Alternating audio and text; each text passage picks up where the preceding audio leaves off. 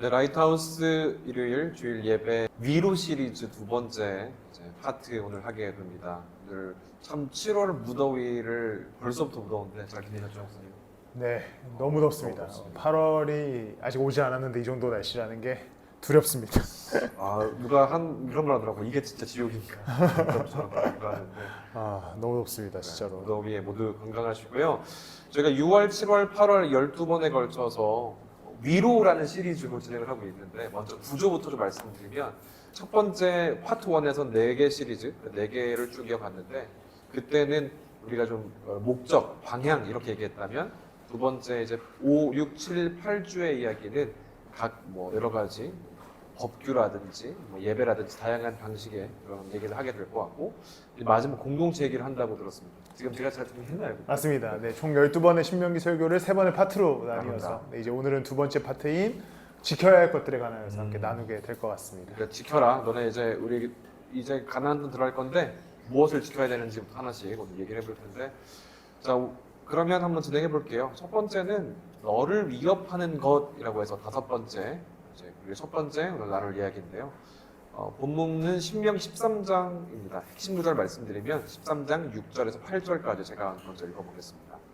당신들의 동복 형제나 아들이나 딸이나 당신들의 품에 안기는 아내나 당신들이 목숨처럼 아끼는 친구 가운데 누구든지 당신들에게 은밀히 말하기를 우리와 우리 조상이 일찍이 알지 못하던 신들에게 가서 그 신들을 섬기자 하고 꾀거나 우리가 가서 이 땅의 이 끝에서 저 끝까지 사방 원근 각처에 있는 민족들의 신을 섬기자 하더라도 그 말에 귀를 기울이지도 말고 듣지도 말고 그런 사람을 불쌍하게 여기지도 말며 가엾게 여기지도 말고 덮어서 숨겨줄 생각도 하지 마십시오. 그러니까 우상 숭배하지 말라라는 이야기가 첫 번째 핵심이네요. 네, 맞습니다.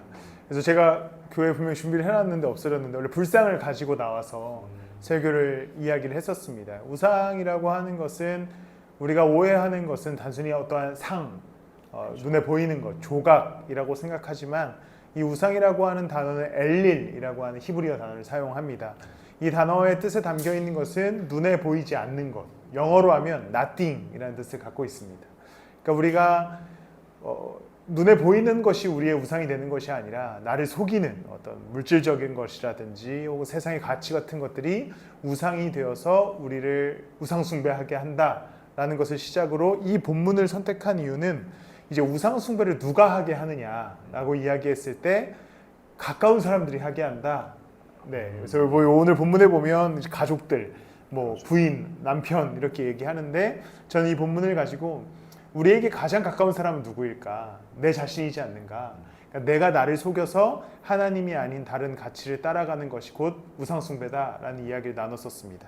요즘 시대는요, 사실 가장 가까운 사람이 친구도 아닐 때가 많거든요. 혼자 있는 경우도 굉장히 많다 보니까 내가 판단하고 내가 비교하고 나의 생각 그러니까 SNS도 워낙 많기도 그러다 보니까 진짜 내가 아닐까 이 시대가 좀 도전하다 보면 나라는 생각이 많이 들었습니다. 그래서 나를 조심해야 될 것 같아요. 맞습니다. 그러니까 저도 이 말씀을 읽다 보니까 사실 요즘은 가족도 안 믿잖아요.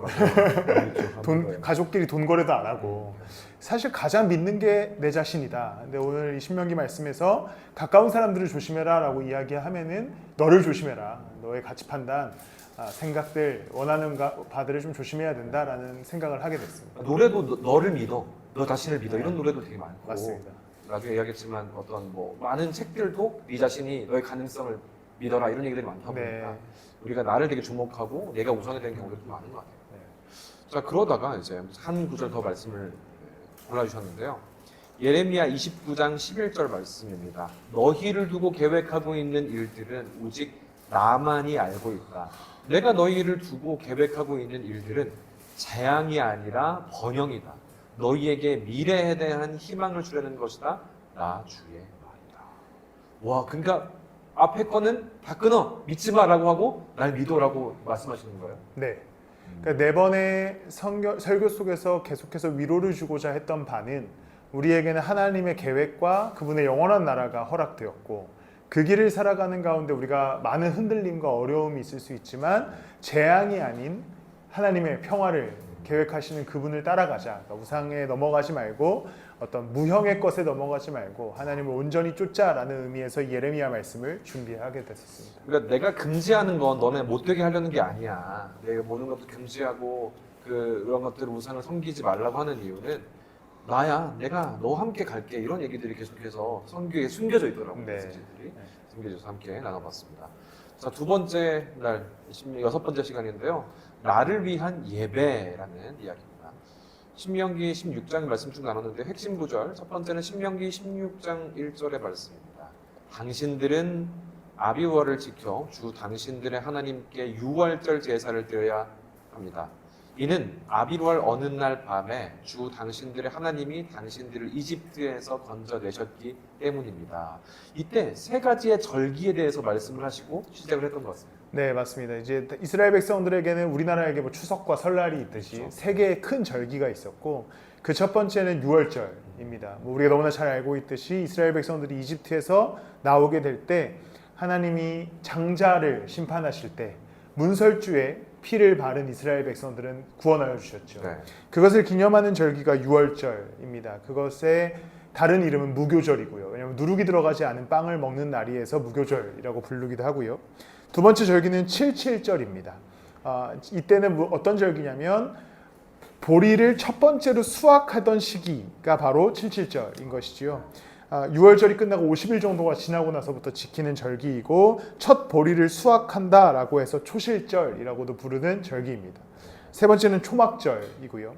이제 이것은 모든 수확이 다 맞춰지면 기념하는 절기입니다. 뭐 꼭 우리의 지금 추수감사절 같은 그런 개념이었던 것이죠. 그래서 이때는 모든 곡식을 다 곡식 저장 창고에 저장한 이후에 기념하는 절기라서 수장절이라고도 부릅니다. 이 세 절기를 이야기했던 이유는 기억에 관한 이야기를 했습니다. 리뷰하는 거네요. 네, 모든 절기는 기본적으로 기억을 근거로 하지요. 이스라엘 백성들을 건져내 주신 하나님을 기억하면서 유월절을 지켰습니다. 그 건져내 주신 하나님이 우리에게 첫 번째 농작물을 수확하게 하셨다. 그것을 기념하죠. 네. 그렇기 때문에 무언가를 기억하고 기념하는 것이 예배의 행위가 된다. 그럼 우리는 무엇을 기억해야 하는가? 예수 그리스도의 십자가를 기억해야 한다. 그가 우리를 죄와 사망으로부터 건져내 주셨기 때문에 그 구원하심 안에서 우리는 늘 예배해야 된다라는 이야기를 나눴었습니다. 우리가 공통의 기억은 진짜 예수 그리스도 십자가밖에 없죠. 다른 각자 삶의 방식이 워낙 다르다 보니까 그리스도인이라고 불리는 가장 큰 이유는 그 십자가가 우리와 나와 상관이 있기 때문인데, 이 말씀을 쭉 저는 어떻게 흘러가면 어디로 갈까 했는데 역시 예수의 십자가로 연결되는 이야기라서 흥미롭게 들어간 기억이 나고요. 자, 두 번째 이야기는 히브리서 13장 16절을 뽑아주셨는데요. 그러니 우리는 예수로 말미암아 끊임없이 하나님께 찬미의 제사를 드립시다. 이것은 곧 그의 이름을 고백하는 입술의 열매입니다.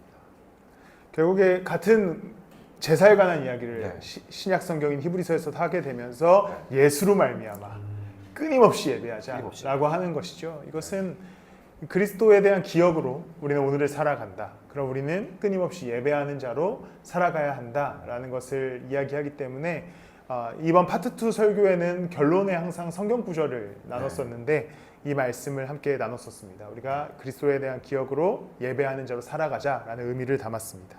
신명기 계속 반복하는 이유가 있네요. 40년 전에 너 이러했는데 우리 기억해야 돼.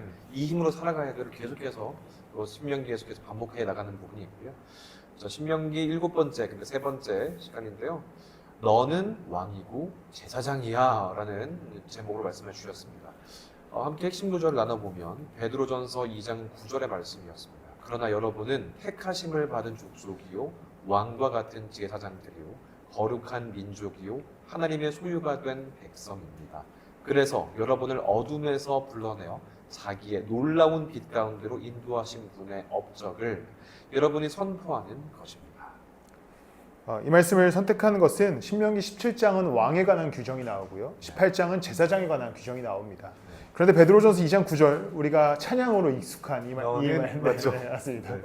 택하신 족속 의미 하나도 안 맞는데 근데 우리를 제사장이라고 이야기합니다. 그것도 왕과 같은 제사장이라고 이야기하는데 그 이유는 우리는 언제나 하나님과 소통할 수 있게 되었다. 그 이유는 죄로부터 건짐을 받았기 때문에 이스라엘 백성들이 이집트로부터 건짐을 받아서 제사할 수 있게 되었잖아요. 네. 그와 동일하다. 그래서 구원의 은혜를 받은 우리는 제사장과 같이 살아가야 된다라는 이야기를 전제로 이 말씀을 함께 나눴었습니다. 참 지난번에도 나눴던 것 같은데 휘장이 갈라진 사건들 말했던 것처럼 우리가 이 기억해야 될 건 이제 하나님과 소통할 수 있다. 우리는 왕과 제사장이다 이런 말이 계속해서 또 이 구약 신약을 넘나들면서 이야기가 전개되는 것 같아서 흥미롭게도 생각이 드는 부분이고요.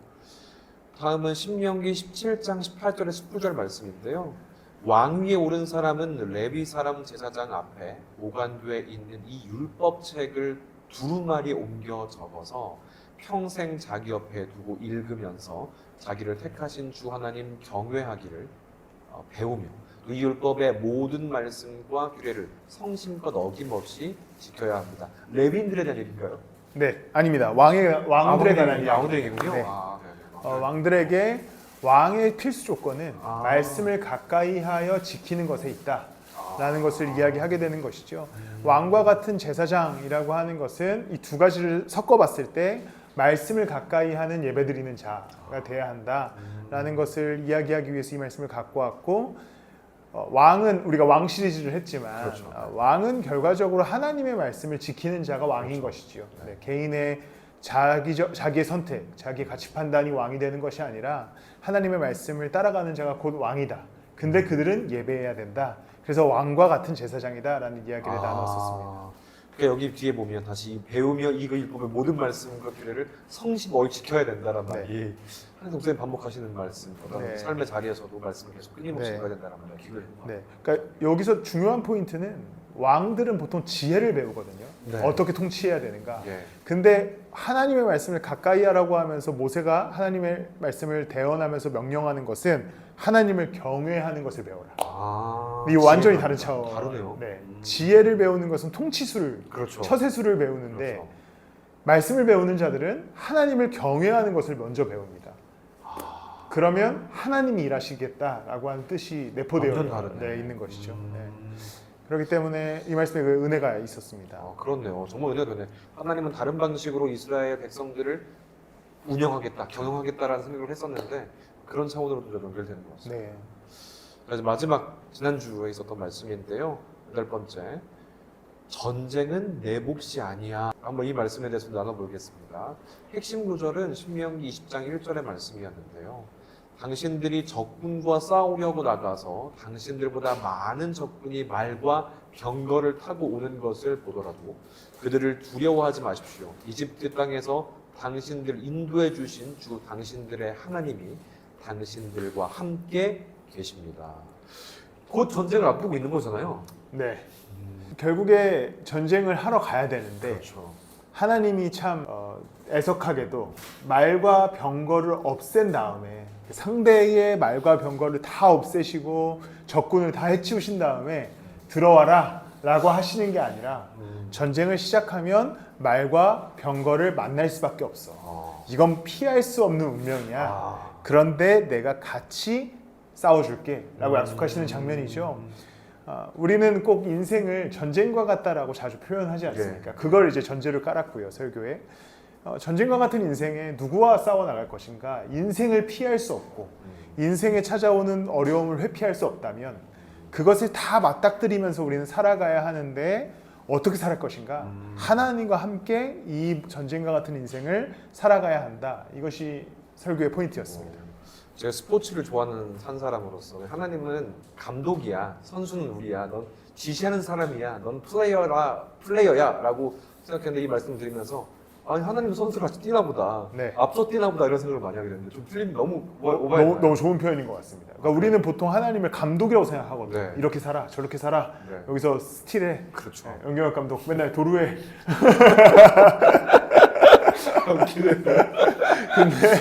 근데 하나님은 그런 분이 아니신 거죠. 야, 내가 같이 싸워줄게. 내가 4번 타자 해줄게. 근데 중요한 건 뭐냐면 1번부터 9번까지 다 하나님이 서신다는 거예요. 그렇네. 네. 야, 내가 다 칠게. 대신에 타석을 양보하기만 하면 돼. 아. 근데 우리는 내가 치고 싶은 거죠. 그렇죠, 그렇죠. 야, 내가 4번 타자 한번 해보고 싶다. 아. 내가 뭐 이 정도 치는데 내가 빠따 한 3, 4, 5번은 할 수 있지 않겠냐. 오. 그런데 하나님이 요구하시는 전쟁은 내가 1번부터 9번까지 다 들어갈 거야. 심지어 공도 내가 던질 거야. 너네는 그냥 따라와. 같이 하자. 네. 이 자리 옆에 있어. 네, 구경만 해라. 응원만 해라. 이렇게 하는 차원이기 때문에 엄청난 좋은 비유인 것 같습니다. 감독이라고만 오해하면 안 된다는 거네요, 네. 진짜. 이거 설교 때 써먹어야 되는. 마지막으로 함께 나누고 싶은 말씀은 신명기 20장 4절의 말씀인데 주 너희 하나님은 너희와 함께 싸움터에 나가서 너희의 대적을 치시고 너희에게 승리를 주시는 분이십니다. 진짜 맞네요. 이거 계속 야구 스포츠가 떠오르네요. 이게 사실 성경을 보고 예수를 따르는데 되게 중요한 포인트입니다. 그러니까 우리는 항상 그리스도가 우리에게 여러 가지의 지켜야 할 규례들을 주시고 우리가 그것을 따라 살면 어떤 미션을 수행하여서 그렇죠. 어떠한 결과를 얻는다고 생각한다는 것이죠. 근데 제가 게임을 하다 뭐 스퀘어를 깨고 뭐 이런 느낌이죠. 그렇죠. 네. 근데 제가 신명기 말씀을 통해서 계속 강조하는 것은 그리스도의 십자가의 은혜는 우리에게 이미 구원을 허락하셨다. 성령께서 우리와 동행하여 주신다. 우리는 그것을 믿는 믿음으로 함께 싸워 나가면 된다. 이게 핵심 포인트인 것이죠. 그러니까 우리가 해서 획득하는 게 아니라 이미 주어진 것이다라는 뜻이. 네. 그게 아주 큰 차원의 타종교와 우리의 차이점이기도 하고요. 이게 위로네요. 네, 우리 하나님의 은혜이기도 합니다. 그러니까 죄와 사망에서 우리를 건지신 하나님은 우리와 함께 걷기를 원하시고 성령의 그 인도하심으로 우리를 이끌어가기를 원하신다. 이것이 정말 중요한 이 성경과 신명기와 모든 예수 그리스도의 진리의 핵심 포인트입니다. 좋습니다. 이렇게 점점 가면 갈수록 주차가 흐르면서 그 위로가 더 쌓여가는 느낌이거든요. 그래서 읽으면서 들으면서 그걸 많이 느끼시면 좋겠고 이제 마지막 9, 10, 11, 12 남은 세 번째 파트는 어떤 이야기를 하게 됩니까?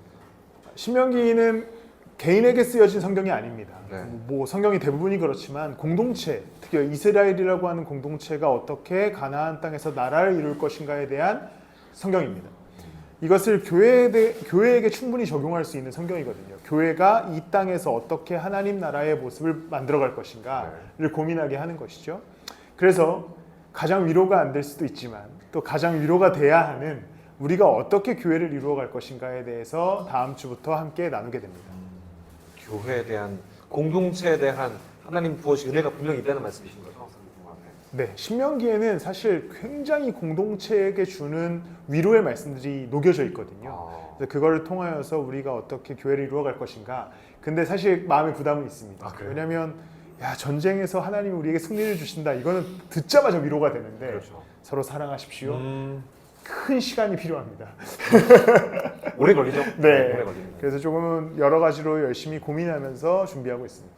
네. 다음 시리즈도 기억해 주시고 많은 분들 또 못 들으셨던 분들 저희 얘기만으로는 부족한 부분들이 많을 거니까요. 다시 한번 일요일 저희 주일 예배 설교들 다시 한번 들어주셨으면 좋겠습니다. 또 제가 마지막으로 이 시리즈의 마지막을 찬양으로 또 마무리하면서 다음 주 시리즈 예배로 이어가겠습니다. 감사합니다.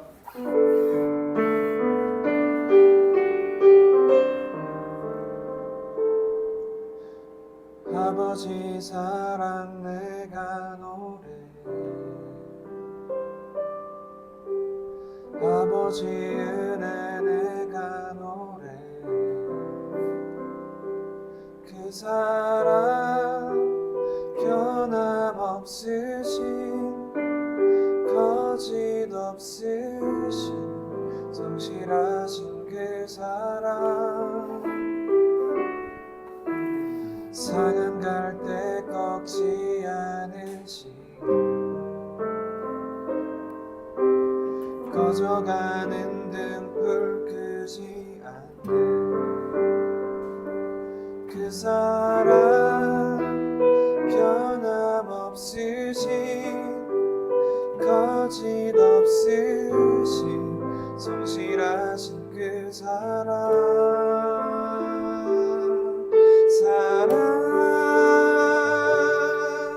그 사랑 날 위해 죽으신 날 위해 다시 사신 예수 그리스도 다시 오실 그 사랑 죽은 몸 생명도 천사도 하늘의 어떤 권세도 끊을 수 없는 영원한 그 사랑 예수